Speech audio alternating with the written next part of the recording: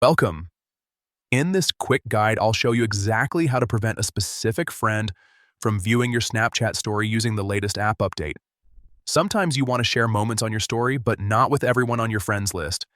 The good news is Snapchat makes it easy to control who can and can't see your content. Let's walk through it step by step.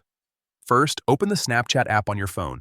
Once you're in, look at the top left corner of your screen and tap on your Bitmoji or profile icon.